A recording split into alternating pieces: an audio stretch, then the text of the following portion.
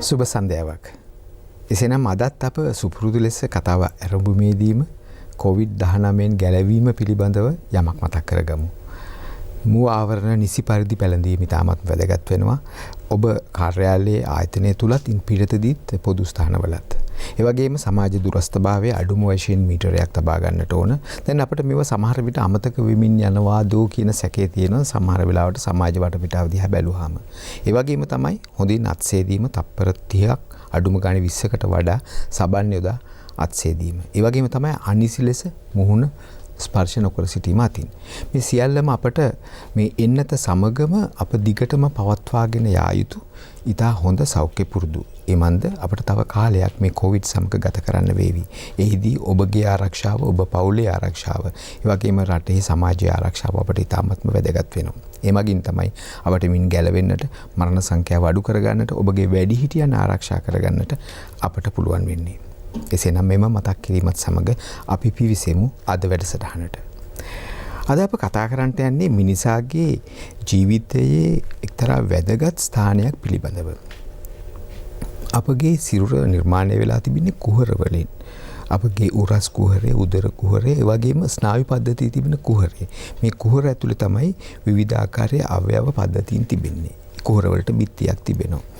එතකොට මේ කුහර ඇතුලේ තිබෙන දේවල් මේ බිත්තියේ තිබෙන ස්වභාවික හෝ කෘත්‍රිම සිදුරු හරහා විවිධ ආකාරයේ තෙරපුම් නිසා, විවිධ ගැටලු නිසා එළියට යන්නට පුළුවන්.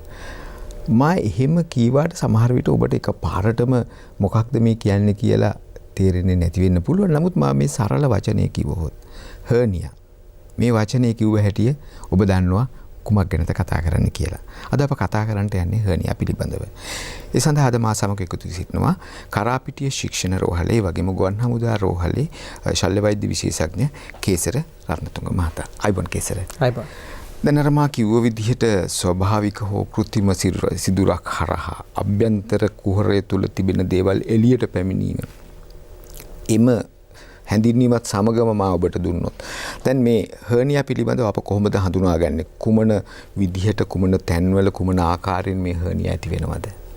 ඔව් සුදත්, දැන් අතර හර්නියාවක් ඔබ කිව්ව පරිදි අපේ ශරීර කුහර ඇතුළත තියෙන අන්තර්ගත වෙලා තියෙන අවයවයන්. ඒවා නිසි තැන්වල රඳවලා තියාගන්න එහෙම නිර්මාණයක් තමයි සිරුරේ තියෙන්නේ. හැබැයි සමහර විට අර ඒ කුහරේ බිත්තිය, ඒ අඩංගුලත අපේ ඇබ්ඩොමිනල් කැවිටි එක අපි කියන්නේ උදර කුහරේ. එතනදී ස්වභාවික එන දුර්වල තැන් තියෙනවා. ඒත් එක්කම අපි ඔපරේෂන් කිරීමෙන් හෝ වෙන තුවාල සිදුවීමෙන් ඇති වෙන දුර්වල අවස්ථාත් තියෙනවා.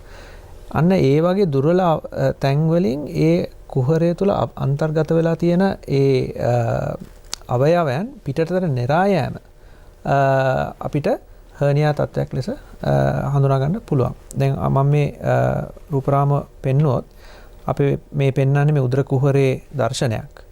එතනදී අපේ බහුලව හර්නියා දකින්න පුළුවන් තැන් මේකේ ලකුණු වෙලා තියෙනවා. ඉකිලිය ප්‍රදේශ ආශ්‍රිත වෙන හර්නියා ඊටාම බහුලයි. ඒ වගේම පෙකණිය ආශ්‍රිත වෙන හර්නියා බහුලයි. ඊට ඉහළින් සහ යම් කිසි ශල්‍ය කර්මයක් කරපු තැන් අසලින් එන හර්නියාත් ගැන අපි මේ අවස්ථාවේදී කතා කරන්න ඕනේ. දැන් ඊළඟ රූප දර්ශනය දැක්කොත් මෙතනින් පෙන්වන්නේ මේ උදර කුහරේ හරහා තියෙන හරස් කැපුමක්. එතනදී අන්තර්ගත වෙලා තියෙන ඒ අවයව මෙතනදී බඩවැලක් පෙන්වලා තියෙන්නේ.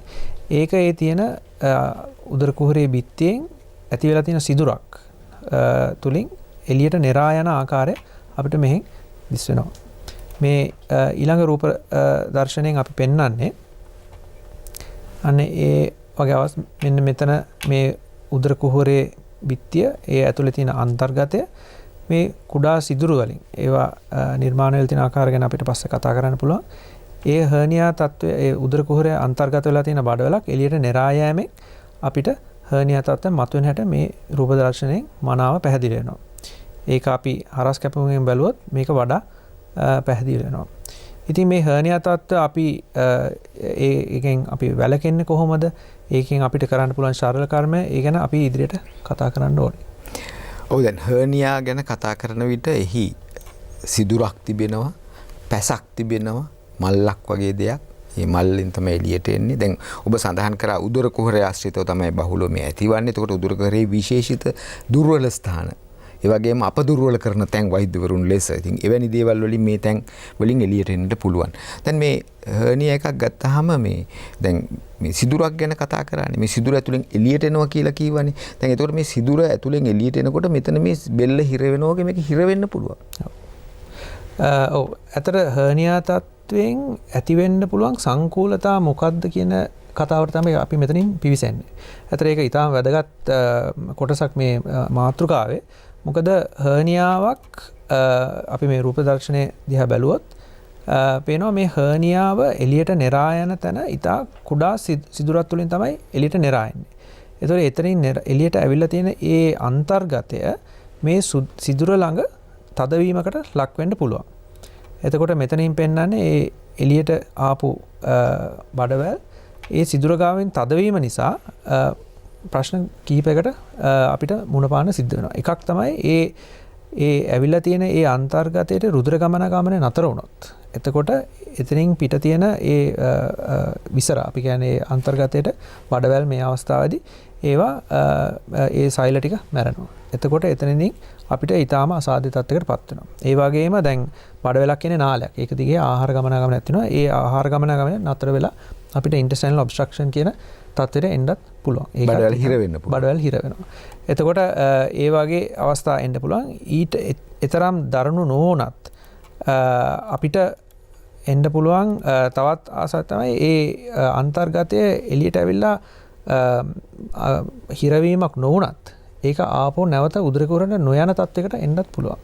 එතකොට ඒත් එක්කම කාලයක් යෑමේ ඒ එන අන්තර්ගතයේ එන්න විශාල වෙන්නත් පුළුවන්. ඉතින් එතනදී අපිට අපහසුතා කැක්කුම බඩේ කැක්කුම විතරක් නෙවෙයි ඒ නිරා යන කොටසේ අන්තර්ගත වෙලා තියෙන කොහෙද තියෙන එක අනුව අපිට විවිධ අපහසුතා මතුවෙන්න පුළුවන්. ඉතින් ඒ ගැන අපි ඉදිරියට කතා කරන්න පුළුවන්. දැන් අප මේ හර්නියා ගැන කතා කරන විට දැන් ඔබ දැකපු රූපරාම වලත් පෙනුණා විවිධ විදිහට හර්නියා ඇති වෙන විදි. දැන් මේක අප බහුලවම කතා කරන්නේ වැඩිහිටි වියේදී ඇති වෙන. නමුත් කුඩා දරුවන්ටත් ඇති වෙනවා. කුඩා දරුවන්ටත් ඇති වෙනවා. ඒවා ඒ දරුවන් උපතින්ම ඒ තියෙන දුර්වල තැන් වලින් එළියට නෙරාම. අපි හැමෝටම මේක තියෙනවා. හැබැයි සමහර අවස්ථාවලදී ඒ දරුවාගේ කලල අවස්ථාවේදීලා උප්පත්තිය දක්වා ඇතිවෙන ඒ වර්ධනයේදී වර්ධනයේ ශීඝ්‍රතාවය වෙනස්කම් නිසා එන දුර්වල තැන් වැසී යාම ඒකෙන් වළකිනවා. ඒතර එහෙම අවස්ථාවේදී හර්නියා තත්ත්ව මතුවෙනවා. හැබැයි ඒ එන තැන අනුව ඒක උප්පත්තියෙන් පස්සේ ඉක්මනට වැසී යනවාද එහෙම නැත්නම් අපි ශල්‍ය කර්මයෙන් මගෙන් ඒක වහලා දාන්න ඕනේද කියන තීරණයකට අපිට එන්න වෙනවා. ඒක වෙනම සංකීර්ණ මාතෘකාවක්.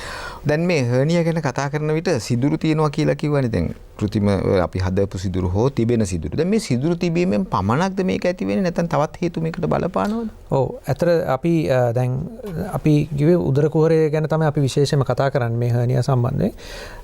හර්නියා තත්ත්වයක් මතුවෙන්න ප්‍රධානම හේතු උදර කුහරය ඇතුළේ තියෙන පීඩනය වැඩි වීම. ඒක තමයි ඒක තියෙන මූලධර්මය. එතකොට ඒ පීඩනය වැඩි වෙන්න විවිධාකාර හේතු තියෙනවා. අපි ඒක සාමාන්‍ය ජීවිතයේ මෙන්ම අසාමාන්‍ය අවස්ථාවලදී ඒ පීඩනය වැඩි වෙන අවස්ථා තියෙනවා. අපි දැන් මේ රූපරාහන දිහා බැලුවොත් අපිට පේනවා මෙහෙම ක්‍රීඩකයෝ බර උස්සනවා ශරීර වර්ධනය සඳහා. එතනදී ඒ දරන උත්සාහයෙන් උදර කුහරය අතර පීඩනය වැඩි වෙනවා. ඒ හින්දා මේකෙදි නිසි ආයුරින් අපි ආරක්ෂා වුණේ නැත්තම් එහෙනම් හර්නියා තත්ත්වයෙන් ලොකු අවස්ථාවක් තියෙනවා. ඒත් එකම තමන්ගේ රැකියාව නිසා ලොකු බර උස්සනවා නම් එතනදී පීඩනය වැඩි වෙන නිසා හර්නියා තත්ත්ව මතුවෙන්න පුළුවන්. අපි බහුලව ඒක දකිනවා. ඒත් එකම දිගින් දිගටම කැස්සක් තියෙනවා නම් මොකක් හරි කාලාන්තරයක් තිස්සේ තියෙන කැස්සක් ෂය රෝගේ තියෙන අයට ඇදුම තියෙන කට්ටියට අවුරුදු ගණන් කැස්ස එනවා. නිතර කැස්ස එනකොට ඒ හැම අවස්ථාවෙම උදර කුහරය ඇතුළේ තියෙන පීඩනය වැඩි වීම නිසා හර්නියා තත්ත්වය බහුලවපත් වෙනවා. අනිත් එක අපි විශේෂයෙන් සඳහන් කරන්න ඕනේ මේ සිගරට්. ඒ සිගරට් දුමේ තියෙන අන්තර්ගතය නිසා ඒ අපිට කැස්සක් එනවා වගේම පෙනහළුව ආසාදන නිසා එන කැස්ස. ඒකෙන් පීඩනය වැඩි වෙන හින්දා හර්නියා තත්ත්වය වැඩි වෙනවා. ඒත් එක්කම සිගරට් දුමේ තියෙන අන්තර්ගත වෙලා තියෙන ඒ රසායන ද්‍රව්‍යයෙන් අපේ ශරීරයේ කොලජන් කියන එකේ මැචුවර් වෙන එක. කියන්නේ හරියාකාර ක්‍රියාකාරක පරිණත වෙන එක වළක්වනවා. එතනින් ඒ මගින් උත් හර්නියා තත්ත්වය ගොඩක් දුරට වැඩි වෙන්න පුළුවන්. අපි ආයි සුලභාවය ගොඩක් මහතායගේ ඒ මේ බඩ උදර කුහරය ඇතුළේ තියෙන පීඩනය වැඩි. ඒතනදිත් හර්නියා තත්ත්ව මතුවෙනවා. ඒත් එක්කම ගර්භණී භාවයේ ඉන්න කාන්තාවන්ගේත් ඒ වැඩෙන දරුවා නිසා ඇතිවෙන ඒ උදර කුහරය ඇතුළේ වෙන පීඩනය වැඩි වීම නිසාත් හර්නියා තත්ත්වය වැඩි වෙන්න පුළුවන්. එතකොට දැන් මේ ආකාරයට පීඩනය වැඩිවීම මම හිතනවා මේක ඇතිවීමට වගේම අපිට මේකට ප්‍රතිකාර කරලා ඊට පස්සේ පවත්වාගෙන යෑම මේක හොඳ කර ගැනීමටත් බාධා ඇති කරනවා. ඔව්.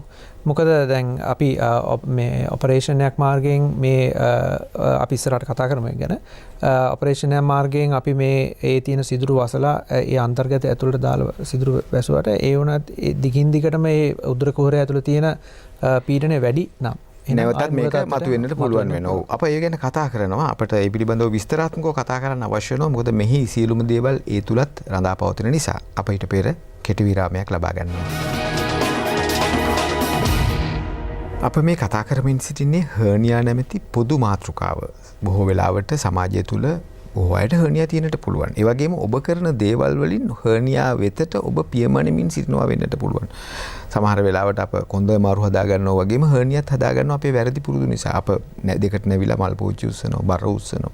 ඒ වගේම අපේ කලින් සඳහන් කරපු මලබද්ධය, ඒ වගේම කැස්ස වගේ දේවල් අප ප්‍රතිකාර වලින් තොරව පවතිනවා. ඒ වගේම ස්ථූලභාවය ඇති වෙනවා. මේ සියල්ලම. ඒ වගේම ගැබිනි සමයෙන් පසුත් බිත්ති ඇති වෙන දුර්වලතාවය නිසා සහ ඇදීම නිසා හර්නියා ඇති වෙන්න පුළුවන්. අපි ඒ පිළිබඳව කතා කරන්නේ. නමුත් දැන් මේ හර්නියා ගැන කතා කරන විට හර්නියා කියන්නේ විවිධ වර්ගයේ හර්නියා තිබෙනවා. දැන් ඔබ මුලදීම මතක් කරගත්තා ඉකිලි ආශ්‍රිතව, පෙකණී ආශ්‍රිතව, ආදී වශයෙන් විවිධ වර්ගයේ හර්නියා තිබෙනවා. මම හිතන්නේ අපි දැන් කතා කළ යුතු වෙනවා එම හර්නියා වර්ග ගැන වෙන වෙනම කෙසේ වෙතත් මේ හර්නියා පිළිබඳව අප වෛද්‍ය විද්‍යාත්මකව ශල්‍ය වෛද්‍යවරයෙකු ප්‍රතිකාර කිරීමේදී හිතන ආකාරයක් තිබෙනවා.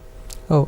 දැන් අතර හර්නියාවක් කියන එක අපේ ශරීරයේ ව්‍යුහයේ තියෙන දෝෂයක් නිසා ඇති වෙන දෙයක්. ඒ හින්දා ශල්‍ය වෛද්‍ය විද්‍යාවේ අපි බලන්නේ ඒ වෙලා තියෙන දෝෂය निराකරණය කරන්න. ඉතින් ඒක සාමාන්‍යයෙන් අපි හර්නියා තත්ත්වයක් ඔපරේෂන් එකක් නොකර සම්පූර්ණයෙන් විසඳන්න බෑ කියන මූලධර්මයක් තියෙනවා. නමුත් ඒක ඊතරම් සරලව අපිට ලෙඩෙක්ට යොමු කරන්න බෑ. මොකද ඒ හැම හර්නියාවක්ම තියෙන තැන අනුව ඒක හැදිලා තියෙන මේ පුද්ගලයාගේ ජීවන රටාව අනුව ඒ පුද්ගලයාගේ තියෙන වෙනත් ලෙඩ අමාරු නිසා ඒ ඔපරේෂන් දක්වා යා හැකිද ඒකෙන් ඒක කිරීමෙන් අපි හර්නියාව निराකරණය කරාට වෙන ප්‍රශ්න ඇති වෙනවාද කියන ඒ සාධක සියල්ලම එකතු කරලා ගන්න සංකීර්ණ තීරණයක් තමයි ඒ හර්නියා මැනේජ්මන්ට් එකේ තියෙන්නේ. එතනදී ඉතින් අපි කියන්න ඕනේ ඒ හර්නියාව ඒ පුද්ගලයාට ආවේනිකයි. ඒ පුද්ගලයාගේ තියෙන ප්‍රශ්න, ඒ පුද්ගලයාට තියෙන රෝග ලක්ෂණ, ඒ පුද්ගලයාගෙන් එතනින් එහාට ඔපරේෂන් එක නිසා සිද්ධ වෙන්න පුළුවන් ප්‍රශ්න, නැත්නම් ඔපරේෂන් නොකරොත් වෙන්න පුළුවන් ප්‍රශ්න ඒ ලෙඩට ආවේනික මේ සාධක මාලාවක් තමයි තියෙන්නේ. ඉතින් ඒ ඔක්කොම සලකලා තමයි අපි ඒකට ප්‍රවිෂ්ඨ වෙන්න ඕනේ. හැබැයි මූලධර්මයක් වශයෙන් ඒ ව්‍යුහයේ තියෙන ප්‍රශ්නය විසඳන්න ඔපරේෂනයක් කිරීමට යොමු කිරීමට අපි පෙළඹෙනවා ගොඩක් අවස්ථාවල. හැබැයි විශේෂ අවස්ථා තියෙනවා අපිට ඒකට යා හැකි නොවන අවස්ථා. එතනදී අපි ඒක මැනේජ් කරන විදිහ, ඒක කළමනාකරණය කරන විදියකුත් තියෙනවා. අපි ඒ ගැන ඉස්සරහට කතා කරන්න පුළුවන්.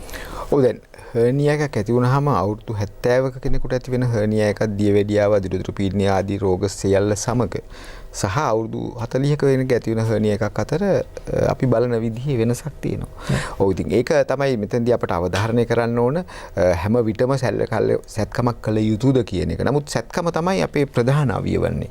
මොකද මේ තියෙන දුර්වලතාව හරිගස්සන්න මේක කපලා ඇරලා මේක හදන්න ඕන. දුර්වලතිය තියෙනවා නම් අපි දැන් ඉදිරියට කතා කරමු ඒක ගැන මොනවද අප කරන්න කියලා. ඉතින් ඒ පිළිබඳව තමයි අපට හිතන්නට වෙලා තියෙන්නේ. ඒ නිසා මම හිතනවා යම්කිසි ආකාරයකින් හර්නියා එකක් තියෙන කෙනෙක් අනිවාර්යෙන්ම වෛද්‍ය උපදෙස් ලබන්නට ඕනේ කියන පණිවිඩය මම හිතන්නේ අපි ලබා දෙනවා. ඒ වගේම දැන් මේ හර්නියා එකක් ගත්තාම දැන් කෙනෙකු මුලම අවස්ථාවේ හර්නියා තියෙන්නත් පුළුවන්. එහෙම නැත්නම් සමහර වෙලාවට මේක වෛද්‍යවරයෙක් ළඟට එන්නේ නැතුව මේක බලලා සීමාවක් නැතුව බලන වෙලාවක් එන්න පුළුවන්. කෙනෙක් කොයි අවස්ථාවේද වෛද්‍යවරයෙක් හම්බ වෙන්න යන්නේ?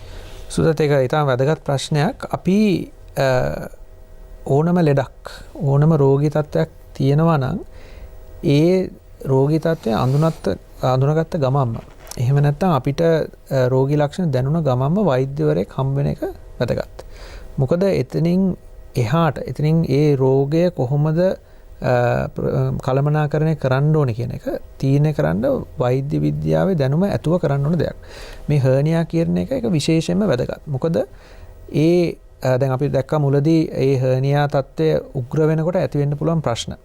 එතනදී බඩවැල් මැරීම, මේ බඩවැලේ සෛල නැතිවීම, එතකොට මේ ඉන්ටෙස්ටයිනල් ඔබ්ස්ට්‍රක්ෂන් කියන්නේ අවහිරතාවය ඇතිවීම, ඒවා දරුණු ප්‍රශ්න. ඒවා ජීවිතයට හානියක් වෙන්න පුළුවන් තරමේ ප්‍රශ්න වෙන්න පුළුවන්. ඒ හින්දා රෝග ලක්ෂණත් වැඩි වෙන්නේ එවන් අවස්ථාවක ආවට පස්සේ. ඒ හින්දා රෝග ලක්ෂණ උග්‍ර වෙනකන් ලෙඩෙක් හිටියොත් එතනදී කරන්න පුළුවන් ප්‍රතිකර්ම වලින් එන්න පුළුවන් සංකූලතාවත් වැඩි. ඒ හින්දා මේ ප්‍රශ්නේ මුලදිම අඳුනගෙන ඒකට මනා කළමනාකරණයක් කරලා ඒ තීරණ අරගෙන මුලදී මේක කොයි වෙලාවෙද ඔපරේෂන් කරන්න ඕනේ, මේක කළ යුතුද නැද්ද, ඒකේ pros and cons. ඒ කියන්නේ අපි ඒකේ තියෙන අවදානමත් එක්කම ඒකේ තියෙන වාසි හොඳ නරක දෙපැත්ත බලන්න දෙපැත්ත බලන එක ඒක මුලදිම කරන එක වඩාත්ම වැදගත්. ඒ හින්දා හර්නියා තත්ත්වයක් තියෙනවා කියලා දැනගත්තොත්, එහෙම නැත්නම් එහෙම අවස්ථාවක් එනවා කියලා සැක හිතුනොත්, එහෙනම් ශල්‍ය වෛද්‍යරයෙක් හම්බ වෙනම ඊටාම වැදගත් මුල් අවස්ථාවේදී. එතනින් එහාට තමාගේ ජීවිතයට එන්න පුළුවන් සංකූලතා ප්‍රශ්න ගොඩක් ඒකෙන් මැඩපවත්වා ගන්න පුළුවන්.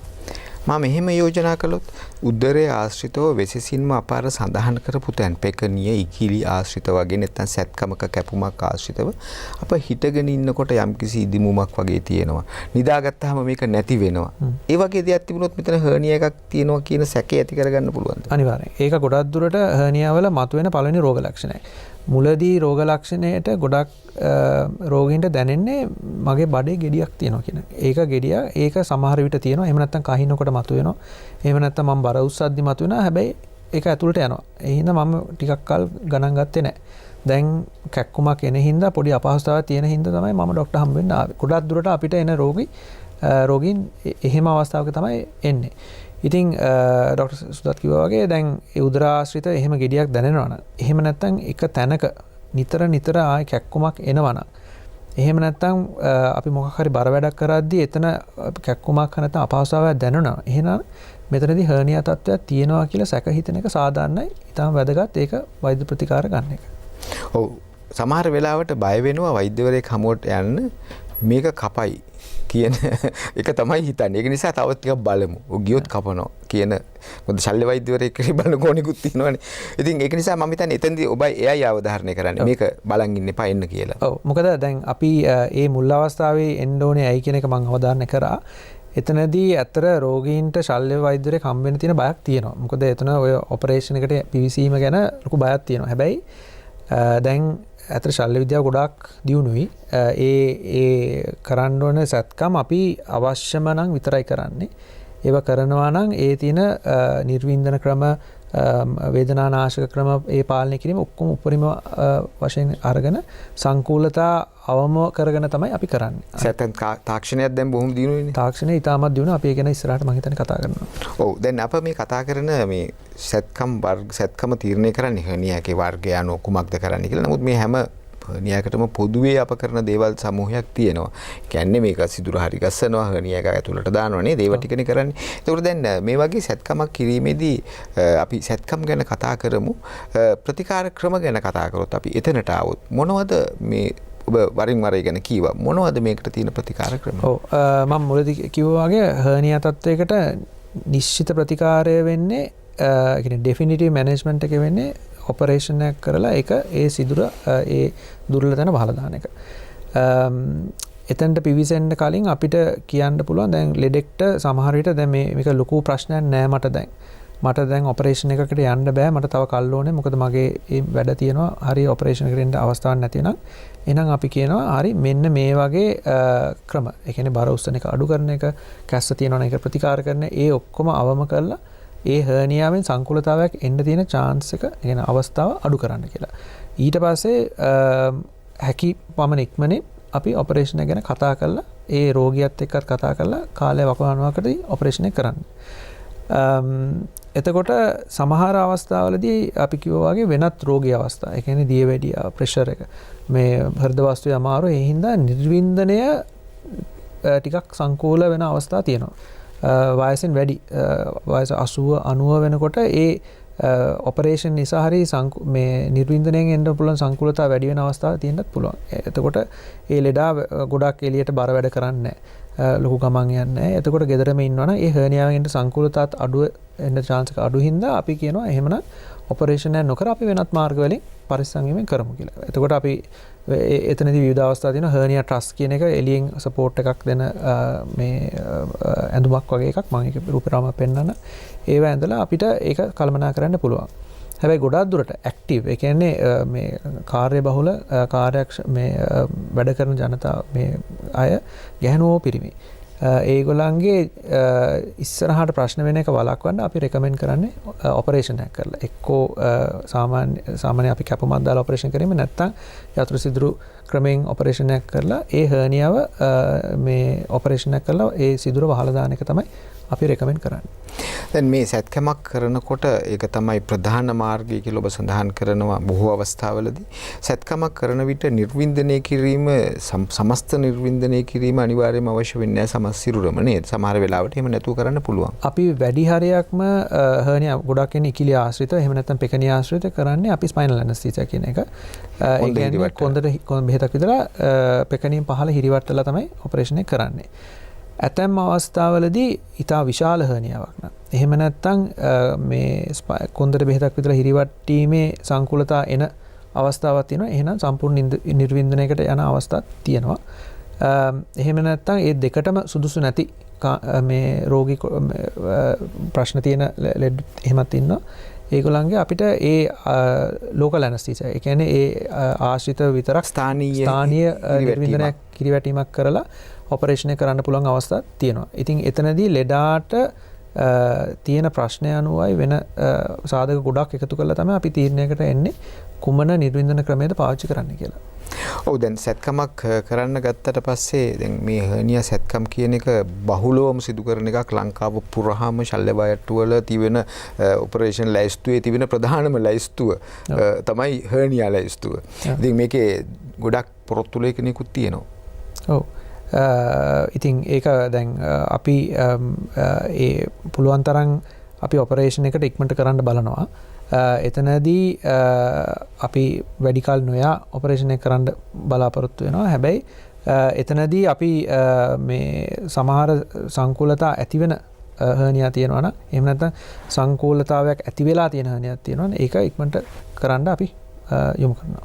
ඔව් දැන් ඇත්තටම දැන් මේකේ තියෙනවානේ ප්‍රධාන සැල්ලයිස්තු සහ සුළු සැල්ලයිස්තු. එතකොට ඒ ප්‍රධාන එකට ගන්නට වෙනවා සමහර ඒවා සංකීර්ණතාව වැඩි නම්. ඔව් සමහර ලෙඩ වෙනවා ඒ හර්නියාවක් එළිය හිර වෙලා එහෙම නැත්නම් ඒ බඩවැල් මැරිලා එහෙම බඩවැල් පුපුරලා එහෙම එනකට රෑමැද එනවා. එතකොට අපිට වහාම විනාඩි කිහිපයක් ඇතුළත ඔපරේෂන් කාමරයට ගන්න වෙනවා. එහෙම නැත්නම් රෝගියාගේ ජීවිතේ අවදානමකට ලක් වෙන අවස්ථාවක් තියෙනවා. ඉතින් ඒ තත්ත්වය දක්වා ඉන්නේ නැතුව අපි කලින් එන්න කියන්නේ අන්න හේතු වෙනවා. ඔය ඒක තමයි දැන් මේ බඩවැලක් හිර වෙලා නරක් වුණොත් එහෙම ඒක තවදුරටත් හර්නියා තත්ත්වයකටත් වඩා කියලා කියන්න බෑ. ඊට වඩා බරපතල තත්ත්වයක්. ජීවිතය සහ මරණය අතර උනත් තීරණයක් වෙන්න පුළුවන් මේක. ඉතා බරපතල තත්ත්වයක් වෙන්න. අනිවාර්යයෙන්. අනිත් එක ඒක අපි කුඩා කැපුමකින් කරන්න පුළුවන් ඔපරේෂන් එකක් නෙවෙයි. සමහර විට මුළු අර අපි ලැප්‍රොටොමි කියලා තියෙන්නේ බඩ කපලා ඇරලා ඇතුලෙන් සම්පූර්ණ මේ බඩවැල් ඒ කෑල්ල අයින් කරලා ආපෝ ජොයින් කරලා කරන ලොකු ඔපරේෂන් එකක් බවට පරිවර්තන වෙනවා. ඉතින් ඒක ඊටාම අවදානම් සහගත එතනින් එහාට ඔපරේෂන් කරලා ඉවර වුණාමත් සංකූලතා ගොඩක් ඇති වෙන්න පුළුවන් අවස්ථාවක් ඒක. ඔව් ඊට පස්සේ ඇතුළේ තන්තු ඇති වෙලා බඩවැල් හිර වෙලා ලොකු ප්‍රශ්න ඇති වෙන්න පුළුවන්. ඒක නිසා අප මේ ගැන කතා කරනවා. මොකද මේ ඊට වැදගත් දෙයක්. අප ඇයි මේකට යන්නේ නැතුව ඉන්නේ කොහොමද? හර්නියා ඇති නොවී තියාගන්නේ කොහොමද? සංකූලතා වලට යන්නේ නැතුව ඉන්නේ කොහොමද? මේ පිළිබඳව ඊට අප කතා කළ යුතු මේ සමස්ත කළමනාකරණයේදී ඊට පෙර අප විරාමයක් ලබා ගන්නවා. හර්නියා පිළිබඳ කතාවේ වැදගත්ම තැනට තමයි අප දැන් පැමිණලා තියෙන්නේ. මේ තමයි හර්නියා වලට ප්‍රතිකාර කරන දේ පිළිබඳව කුමන ප්‍රතිකාරද අප කරන්නේ, ප්‍රතිකාර කරන ආකාරය කොහොමද කියලා විස්තරාත්මකව කතා කරන අවස්ථාව. ඔව්. දැන් අතර සුදත් අර අපි කිව්වාගේ මේ හර්නියා ඔපරේෂන් අපි අතර බහුලව කරනවා. ඒ කියන්නේ දවසකට එකම ඔපරේෂන් කාමරේ වුණත් 3ක් 4ක් 10ක් වෙනකන් වුණත් කරන්න අවස්ථාවක් තියෙනවා. වැඩි හරයක් කරන්නේ අපි කියන ඕපන් ඔපරේෂන් එක කියලා. ඒ කියන්නේ සාමාන්‍ය අපි දන්න විවහාරේ කැපුමක් කරලා අන්තර්ගතයට යන සාමාන්‍ය ඕපන් ඔපරේෂන් එකක්. එතනදී අපි කැපුම සාමාන්‍යයෙන් පොඩි හර්නියාවකට සෙන්ටිමීටර් 4ක් නැත්නම් 5ක විතර ප්‍රමාණයකින් යන්න පුළුවන්. හැබැයි හර්නියාව විශාල වෙන තරමට තියෙන තැන අනුව තියෙන සංකුලතා අනුව ඒ කැපුමේ වෙනස්කම් ඇති වෙන්න පුළුවන්. හැබැයි ඒක ඔපරේෂන් එක සාමාන්‍යයෙන් තම අහන්නේ කොච්චර වෙලාවක් යයිද කියලා මේක ડોක්ටර්ට. මේක අමාරු ඔපරේෂන් නැති කියන එක. ඒකේ දෙපැත්තක් තියෙනවා. ඒ කියන්නේ ඒක සංකීර්ණ ඔපරේෂන් එකක්ම කියලා කියන්න අමාරුයි. හැබැයි ඒක සංකීර්ණ බවට පත් වෙන්න පුළුවන්. ඒක ගොඩක් දුරට අපි කිව්වේ දැන් ගොඩක් පරක් වෙලා આવොත් සංකුලතාවයක් આવොත් ඒක ඊටාම සංකීර්ණ ඔපරේෂන් එකක්. හැබැයි සාමාන්‍යයෙන් එන හර්නියා මුලදී අපි කරන්න පටන් ගත්තොත් ඒක සාමාන්‍යයෙන් පැය භාගයක විනාඩි 45ක් විතර ඔපරේෂන් එකක්. එතනදී ගිහිල්ලා අපි ඒ තියෙන පටක විවෘත කරලා එළියට නිරාවිලා තියෙන බඩවැල හෝ සමහරට මූත්‍රා බුක් වෙන්න පුළුවන්. එහෙම නැත්නම් වෙනත් අවයව වෙන්න පුළුවන්. ඒවා ඇතුළට දාලා ඒ තියෙන ඩිෆෙක්ට් එක, ඒ කියන්නේ සිදුර අපි මැහුම් වලින් වහන්න බලනවා. හැබැයි ඒක මැහුම් වලින් විතරක් වහන එකෙන් අපේ තියෙන දත්ත අනුව අවුරුදු දශක ගානක් තිස්සේ එන දත්ත අනුව ඒකෙන් පමණක් මේක අපිට උපරිමයට වහලා දාන්න පුළුවන් කියන සංකල්පය දැන් වෙනස් වෙලා තියෙන්නේ. එතනදී අපි අතර වෙනත් මූලධර්මයක් ගැන අපි කතා කරන්නේ අපි මේ ඔපරේෂන් ඔක්කොම කරන්නේ මේ ප්‍රශ්නේ එතනින් ඉවර කරන්න. හැබැයි කලාතුරකින් කරපු ඔපරේෂන් එක සාර්ථක වුණත් අර දැන් කිමු හර්නියා තත්ත්වයේ තියෙනවා නම් දිගටම කැස්ස තියෙනවා නම් එහෙම නැත්නම් සිගරට් බොනවා නම් දිගටම එහෙම නැත්නම් මලබද්ධය තියෙනවා නම් එහෙම නැත්නම් බර උස්සනවා නම් එහෙනම් අර හර්නියාව මුලදී එන්න තිබ්බ සාධක එහෙමම තියෙනවා නම් කරපු ඔපරේෂන් එකේ සාර්ථකත්වය අභිබවා දුර්වලතාවයන් ආයි මතුවෙනවා. මතුවලා එතනින් ආයි හර්නියා එක නැවතත් මතුවෙන්න පුළුවන්. අපි කියනවා හර්නියා රිකරන්ස් එකක් කියලා. ඉතින් අපි ශල්‍ය වෛද්‍ය විද්‍යාවේ අපි හැම වෙලේම බලන්නේ වඩා හොඳට මේක කරන්න පුළුවන් කොහොමද කියන එක. ආයි පාරක් මේ රිකරන්ස් එක නොවන තත්ත්වයට එන්න තමයි අපි බලන්නේ හැම වෙලේම. මොකද ඒක ලෙඩාටත් කරදරයක්, එන්න පුළුවන් සංකුලතාවත් වැඩි, අවදානමුත් වැඩි. ඒත් එක්කම දැන් රජයේ රෝහල් ගත්තොත් ඒක තියෙන රජයේ තියෙන සම්පත් වලට තියෙන බරක්. ඒ හින්දා අපි පුළුවන් තරම් එක ඔපරේෂන් එක ඉවර කරලා දාන්න ආයි එන්නේ නැති වෙන්න තමයි අපි බලන්නේ. හැබැයි මොනවා කරත් ඒක ආය පාර මතුවෙන තියෙන පොඩි අවදානමක් තියෙනවා. ඒ හින්දා දැන් 1980 ගණන් වල 90 ගණන් වල ඉඳලා මේකට අපි ඔපරේෂන් කරපු විදිය වෙනසක් සිද්ධ වුණා. අපි ඒකට අපි කියනවා දැලක් දානවා කියලා, මෙෂ් එකක්. එතනදී මෙෂ් එකක් දාන එකෙන් අපි මම මේකේ රූපරාමුවයක් මෙතනදී පෙන්වන්න කැමති. මේ මෙෂ් එක කියන්නේ ඇත්තට මේ සින්තටික් මෙෂ් එක. රසායන ද්‍රව්‍ය වලින් අපි සාමාන්‍ය විදිහට නයිලෝන් කියන එක මේක විශේෂ නයිලෝන් වර්ගයක්. ඒ නයිලෝන් දැල අපි දානවා ඔපරේෂන් කරපු තැනට. ඒකෙන් මම මෙතනදී අවධාරණය කරන්න ඕනේ දැල දැමීමෙන් එතනට ශක්තියක් එන්නේ නැහැ. ඒක තද වෙන්නේ නැහැ.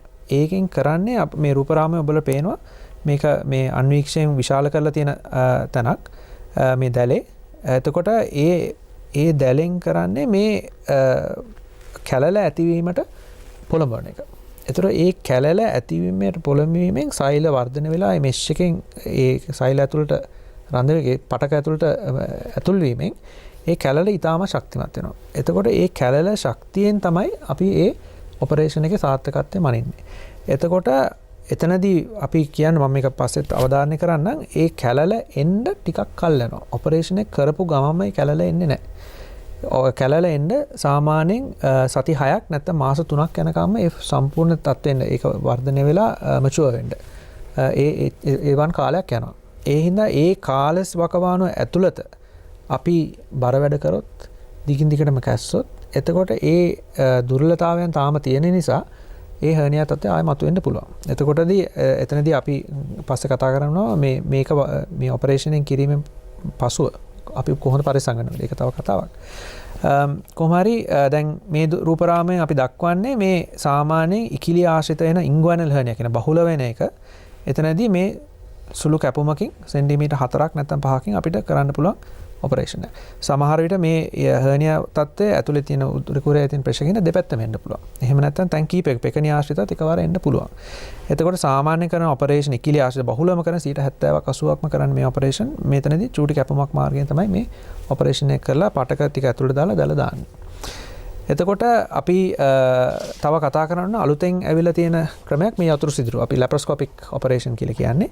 ඒක මේ ඔපරේෂන් එකේ වෙනසක් නෙවෙයි.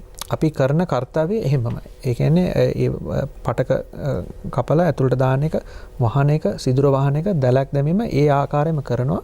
හැබැයි අපි වෙනත් විදියකින් තමයි ඒකට අවතීර්ණ වෙන්නේ. එතකොට කෙලින්ම හර්නියා එකකින් කපාගෙන යන්නේ නැතුව අපි ටිකක් ඈතින් ඉතා කුඩා සිදුරු 3කින් කැමරාවකුයි උපකරණ කීපයක් දාලා අපි ඒ හර්නියා දක්වා යනවා. එතකොට මෙතනදී මේ රූපරාමයෙන් දිස් වෙන්නේ මේ ආය උදර කුහරේ මෙතන තමයි හර්නියා එක තියෙන්නේ. මෙතන චූටි සිදුරු, ඒ කියන්නේ සෙන්ටිමීටර් 1 මිලිමීටර් 15 තියෙන ඒ චූටි කැපුම් වලින් තමයි අපි ඒ හර්නියාවට ටිකක් ඈත ඉඳලා අවතීර්ණ වෙන්නේ. දැන් මම ඔයගලන්ට පෙන්වන්න පුළුවන් මේකේ තියෙන රූපරාමු ටිකක් අපි වීඩියෝ එකකින් බලමු.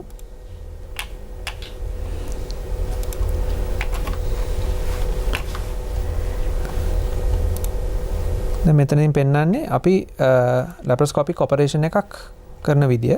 අපි මෙතනදී උදර කුහරේ ඇතුළට ගිහිල්ලා මේ ඔපරේෂන් එක කරන ආකාරය.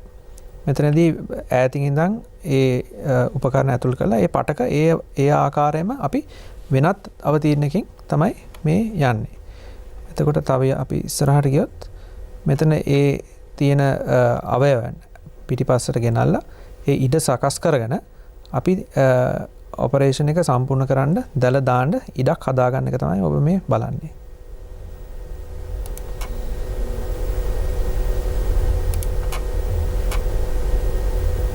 දැන් එතනදී ඒ අවට කුඩා ඉඩවල් තියෙන මේ ලොකු කරලා පෙන්වුනට මේවා සාමාන්‍ය සෙන්ටිමීටර එක දෙකක විතර ඉඩ ප්‍රමාණයක්. ඒවා ලොකු කරලා තමයි අපිට පේන්නේ කැමරාවෙන්. එතකොට අපි මෙතනට ගියොත් අපිට පේන්න පුළුවන් මෙතන අපි දාලා ඒ තියෙන සිදුර වසලා ඒ සාමාන්‍ය ප්‍රකෘති තත්ත්වයට ගේන්න බලන එක. මේක මේ දර්ශන වලින් ලේසි කියලා පෙන්වුනට ඉතාමත්ම සූක්ෂමව කරන්න ඕනේ ඔපරේෂන් එක. මොකද එතනින් ඒකට ආවේනිකවම තියෙන සංකූලතාවත් බහුලයි.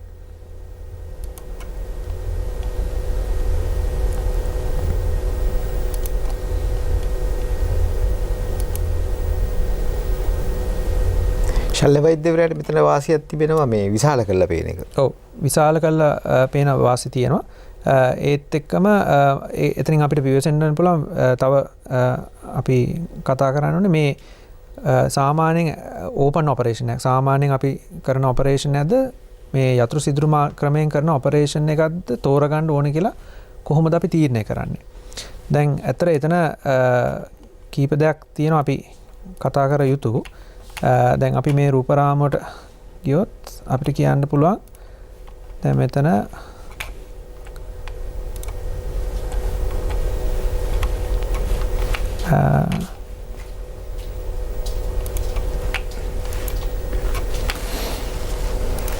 මෙතනදී අපිට පේනවා දැන් දෙපැත්තම හර්නියාවක් ආවොත් දෙපැත්තම හර්නියා කැපුම් දාලා කරනවට වඩා අපිට තනි මේ සිදුරකින් දෙපැත්තම කරන්න පුළුවන්. ඒකෙන් ලොකු අවාසියක් එනවා. ඒත් එක්කම අපි ඕපන් කරලා කරපු ඔපරේෂන් එකෙන් ආයෙ පාරක් නැවත හර්නියාවක් රිකවර් වෙලා තියෙනවනේ. එහෙනම් ඒ කැලල් හරහා යන්නේ නැතුව ඇතුල් පැත්තෙන් වෙනම පියුසුමකින් අපිට කරන එකේ ලොකු වාසි තියෙනවා. ඔව් දැන් ඒ වගේ මම හිතන්නේ රෝගියාට ගෙදර යන්නත් ඉක්මනට පුළුවන් වෙනවා. ඔව් එතනදී ලැප්‍රොස්කෝපි යතුරු සිදුරු මාර්ගයෙන් කරන අපි කරන කැපුමේ අර තියෙන ඒ කැක්කුම වේදනාව ඔපරේෂන් එකෙන් පස්සේ යම් තරදුරකට අඩුයි. හැබැයි ඒක දෙපැත්තක් තියෙනවා. මොකද ඒ යතුරු සිදුරු මාර්ගයෙන් කරන ඔපරේෂන් එකෙත් ඒකට ආවේනිකව සංකූලතාවක් තියෙනවා. මොකද ඇතුලෙන් යනකොට ඒ කකුලට යන රුධිර වාහිනී ඒත් එක්කම එතන තියෙන මේ තව වෙනත් අවයව බඩවැල් ඒ ඔක්කොම ආශ්‍රිතව තියෙනවනේ ඒවටත් අවදානම් වෙන්න පුළුවන්. එතකොට අපි බලන්න ඕනේ ඒ අවදානම් ගොඩක් වැඩි නම් එහෙම නැත්නම් හර්නියාව ගොඩක් ලොකුයි නම් එහෙනම් යතුරු සිදුරු මාර්ගයෙන් කරන අපහසුතාවයක් තියෙනවා නම් එහෙනම් සාමාන්‍ය විදිහට ඔපරේෂන් සැත්කමක් කරන්න තියෙනවා. ඒත් එකම කරන වෛද්‍යවරයාගේ ශල්‍ය වෛද්‍යවරයාගේ පළපුරුද්දත් ඉතා වැදගත්. මොකද ඒ පළපුරුද්ද මුල අවස්ථාවේ තියෙනවා නම් එහෙනම් ඒක හර්නියාව එන්න chance එක වැඩි කියලා පෙන්නලා තියෙනවා. ගොඩක් එක්ස්පීරියන්ස් එකක් කෙනෙක් කරනවා නම් chance එක අඩුයි. ඉතින් අර ලර්නින් කර්ව් එකේ කොහෙද ඉන්නේ කියන එකත් ඒවත් වැදගත් කරුණු. හැබැයි විශේෂයෙන් අපි සාමාන්‍යයෙන් කියන්නේ දෙපැත්තම හර්නියාවක් තියෙනවා නම් එහෙම නැත්නම් කලින් ඕපන් කරපු ඔපරේෂන් එකකින් නැවත එන එකක් තියෙනවා නම් එහෙනම් ලැප්‍රොස්කෝපි කිරීමේ ලොකු වාසියක් තියෙනවා කියලා. එහෙම නැත්නම් එක පැත්තක විතරක් තියෙනවා නම් අපි ඒක යතුරු සිදුරු මාර්ගයෙන් කරනවද ඕපන් මාර්ගයෙන් කරනවද කියන ඒක ආගියු කරන්න පුළුවන්. ඔව්.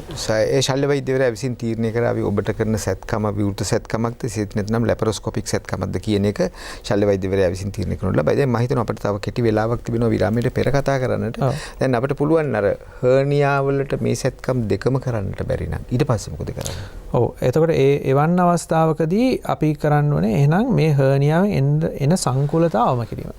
එතකොට එතනදී සාමාන්‍යයෙන් අපි ඒ අවස්ථාවට ගොඩක් පත් වෙන තව වෙනත් රෝග ගොඩක් තියෙනවා නම් එහෙම නැත්නම් නිර්වින්දනය කරන්න බැරි අවස්ථාවක් තියෙනවා නම් එහෙම නැත්නම් ඔපරේෂන් කිරීමේ ලොකු අවදානමක් තියෙනවා. එහෙම නැත්නම් ටිකක් වයෝවෘද්ධ වයස 80 90 වැඩි කාර්යබහුල නැති අය ඉන්නවනම් ඒගොල්ලන්ට එන ඔපරේෂන් නොකර මේක අපිට සේෆ්ලි යන්න පුළුවන් අවස්ථාවක් එනවා.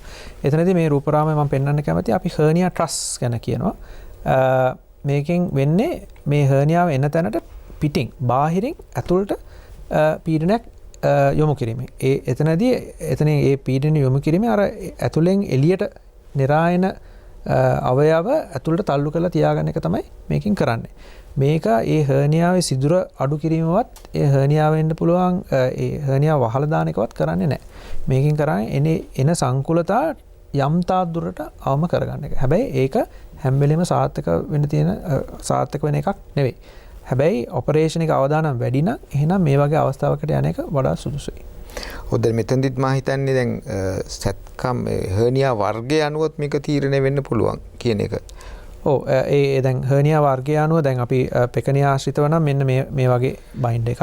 එහෙම නැත්නම් ඉකිලිය ආශ්‍රිතව නම් මේ වගේ අවශ්‍යතාව අනුව තමයි ඒක තීරණය කරන්න ලබන්නේ. අප මේ පිළිබඳව සහ තව දේවල් කිහිපයක් තියෙනවා අපට කතා කරන්න මේ විරාමයෙන් පසු. අද අප කතා කරමින් සිටින්නේ උදරය ආශ්‍රිතව ඇතිවන හර්නියා පිළිබඳව කියලා ඔබ දන්නවා. කෙසේට අපිට තව විනාඩි කිහිපයක් තිබෙනවා මේ වැඩසටහනේ අන්තිම භාගයේ. ඔබට පුළුවන් මේ දැනට තව කියන්නට ඉතුරු වෙලා තියෙන සියලුම දේවල් කියන්න මේ වෙලාවේ. ඔව්.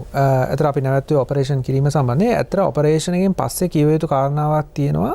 ඔපරේෂන් එක කරපු ගමන්ම මේ ශල්‍ය කර්මයේ සාර්ථකත්වය රඳා පවතින එතනින් එහාට ලෙඩා හැසිරෙන්නේ කොහොමද කියන එක අනුව.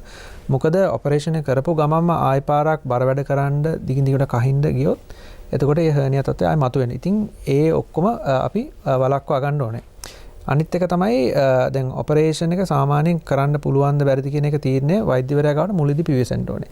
ඒ කියන්නේ පැකිලෙන්න එපා වෛද්‍යවරයෙක් හම්බ වෙන්න, ඒ දෙන උපදෙස් හරියට පිළිපදින්න.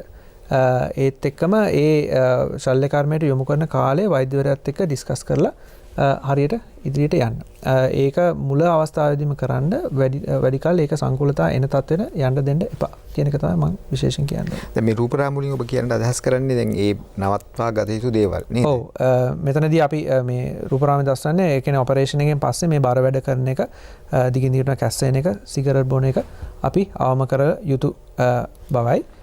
ඒත් එක්කම දැන් සමහර අවස්ථාවේදී මේ ලෙඩ්ඩු තියෙනවා ඒගොල්ලන්ගේ රැකියාව අනුව ගොඩක් කල් බර වැඩ නොකර ඉන්න බෑ. එහෙම නැත්නම් ඒගොල්ලන් ක්‍රීඩකයෝ නම් එහෙම නැත්නම් බර වැඩ කරන අය නම් ඒගොල්ලන්ට රස්සාවට ගියේ නැත්නම් ඒගොල්ලන්ගේ ස්ථානය අහිමි වෙනවා. ඉතින් ඒ වගේ අවස්ථාවේදී ඒ රිස්ක් බෙනිෆිට් එක අපි ලෙඩාට කියලා පුළුවන් තරම් ඒ රිස්ක් එක අවම කරලා තමාගේ මේ කාලසටහන ජීවන විලාසය ඒ ඔක්කොම ඒ අනුව වෙනස් කරගන්න අපි උපදෙස් දෙනවා. එතෙන්දී ඔබේ උපදෙස් වෙන්නේ උදරය ආශ්‍රිතව හර්නියා සැත්කමකින් පසු කොපමණ කාලයක් බර උසුලන්න එපා කියලාද? මම කිව්වා වගේ ඒ කැලල සම්පූර්ණයෙන් හැදෙන්න සම්පූර්ණ ශක්තිය එන්න සති 6ක් ඉඳලා මාස 3ක් දක්වාම යනවා. ඒ හින්දා සාමාන්‍ය වැඩ කටයුතු ඇවිදින්න එක සාමාන්‍ය තමගේ එදිනදා කටයුතු බර වැඩ නොවන ඒවා කරන්න සතියකින් වුණත් කරන්න පුළුවන්.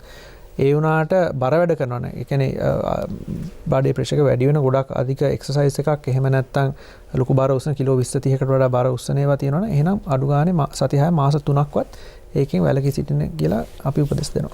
තවත් බහුල දෙයක් තමයි ඒක රෝගීන්ගේ පැත්තෙන් ඕන්ට ප්‍රශ්නයක් සමහර විට වෛද්‍ය විද්‍යාත්මකව ඒ තරම්ම බරපතල ගැටලුවක් නොවෙන්නත් පුළුවන්.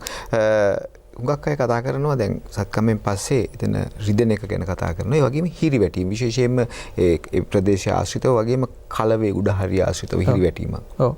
එතනදී අපි ඕපන් ඔපරේෂන් එකේ තමයි ඒක ගොඩක් එන්නේ.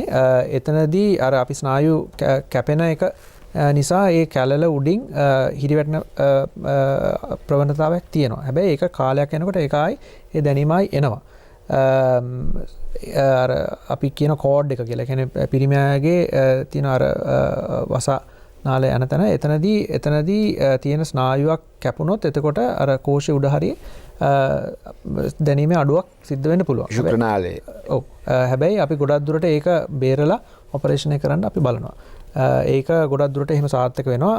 ඒ හින්දා ඒකෙන් ලොකු කරදරයක් ප්‍රශ්නයක් වෙන්නේ නැහැ වැඩි අවස්ථාවල. තවත් දෙයක් තමයි දැන් අපි බර උසවන්න එපයි කිව්වා. ඕනේ පිළිපදිවි. ඊළඟට දැන් වාහන පදවනවා වගේ දේවල්. ඔව්.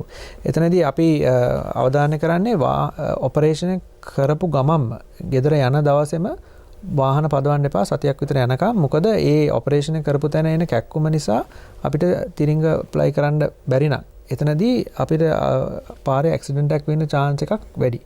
ඒ හින්දා ඒ වේදනාව ඒ සම්පූර්ණයෙන් සෙටල් වෙනකම් එහෙනම් වාහන පදවීම ගැන අපි පදවන්න එපා කියලා අපි පොඩක් උපදෙස් දෙනවා.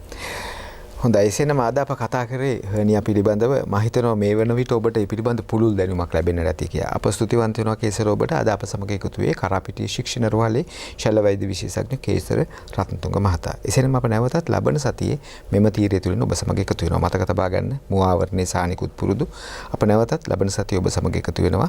සුවෙන් සිටින්න ආරක්ෂිතව සිටින්න. ඔබ සැමට සුවදායක සතියක්. ආයුබෝවන්.